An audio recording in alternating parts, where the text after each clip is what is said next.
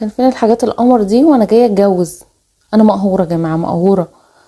بصوا الديزاين بتاع السرير عامل ازاي. يا بخت العرايس الجداد. لو انت عروسه وبتجهزي تعالي شوفي الديزاين ده.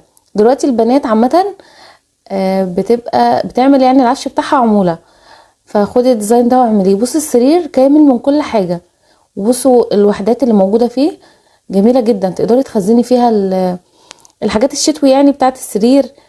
تقدري تحطي كل حاجه انت محتاجاها جنب السرير. بصوا ادراج كتير، حتى مكان المناديل ما نسوش وعملوا لك مكان للمناديل، حلو جدا. كمان ده برضو خطير. حاجات ذوقها عالي جدا جدا وسيمبل قوي. احلى حاجه ان دلوقتي العفش كله بقى سيمبل، مفيش بقى الحاجات الضخمه بتاعت زمان والالوان والبهرجه دي، كلها كده حاجات رقيقه. ربنا يديني ويديكوا يا رب. بتمنى ان ربنا يوسع عليا وانقل في مكان كبير واعمل بقى العفش كله من اول وجديد، جديد كله. حاجات بقى حديثه وحاجات كده ايه مع الموضه بقى، ماشيه على الموضه. بصراحه الموديلات كلها احلى من بعض.